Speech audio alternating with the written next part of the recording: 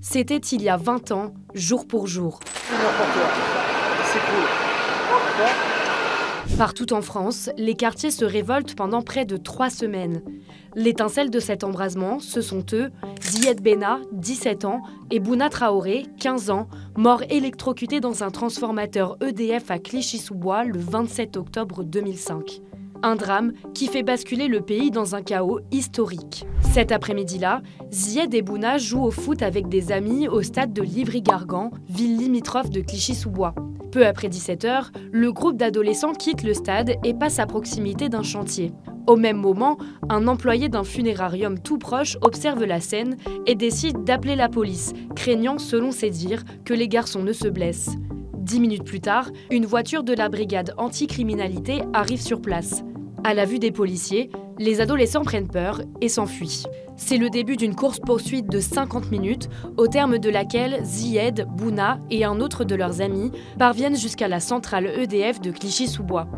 Ils se cachent à l'intérieur d'un transformateur électrique. Un des policiers présents sur place prononce alors cette phrase, restée dans les mémoires. « S'ils entrent sur le site EDF, je ne donne pas cher de leur peau. » À 18h12, Zied Benna et Bouna Traoré meurent électrocutés après avoir reçu une décharge de 20 000 volts. Durant 3 semaines, une vague de violences urbaines, la plus grave de l'histoire des banlieues françaises, déferle sur l'ensemble du pays. Le Premier ministre de l'époque, Dominique de Villepin, décide même de déclencher l'état d'urgence ainsi qu'un couvre-feu dans 25 départements. Le bilan des dégâts est lourd, avec des centaines de policiers, gendarmes et sapeurs-pompiers blessés, 10 000 véhicules incendiés, 300 bâtiments détruits ou dégradés, 6 000 interpellations et plus de 1 300 personnes écrouées. Pourtant, à l'époque, ces révoltes urbaines sont loin d'être les premières. C'est au début des années 1990 que la France découvre la fracture sociale dans ses banlieues. Le 6 octobre 1990, de violents affrontements entre des jeunes et la police éclatent à Vaux-en-Velin après la mort d'un jeune homme de 20 ans percuté à moto par une voiture des forces de l'ordre. L'année suivante, le scénario se répète à Mantes-la-Jolie après le décès d'Aïssa Ish des suites d'une crise d'asthme alors qu'il était en garde à vue au commissariat. 14 ans plus tard, la mort de Zied et Bouna fait exploser la poudrière des banlieues françaises. Mais comment en est-on arrivé là? Pour comprendre, revenons un peu en arrière.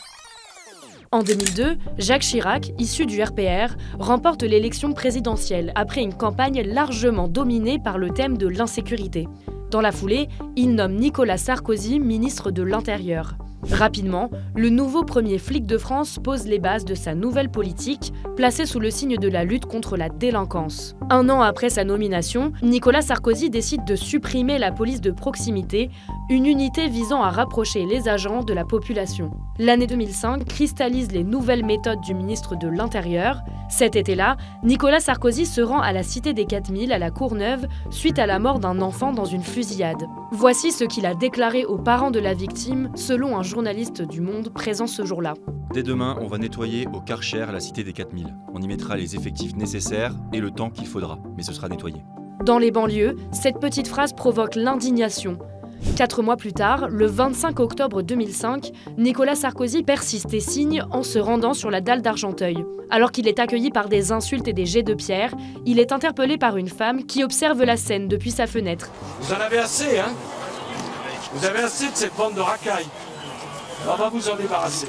2 jours plus tard, à une vingtaine de kilomètres, Zied et Bouna perdent la vie. En 2025, 20 ans plus tard, la colère dans les quartiers n'a pas disparu et d'autres noms se sont ajoutés à la liste des victimes de violences policières, comme Naël Merzouk, tué à bout portant lors d'un contrôle routier à Nanterre le 27 juin 2023, ou encore Théo Louaka, victime d'une grave déchirure anale par un policier avec sa matraque lors d'une interpellation à Aulnay-sous-Bois en 2017. Selon un recensement effectué par le média indépendant Basta, 162 personnes sont décédées à la suite d'une interaction avec les forces de l'ordre.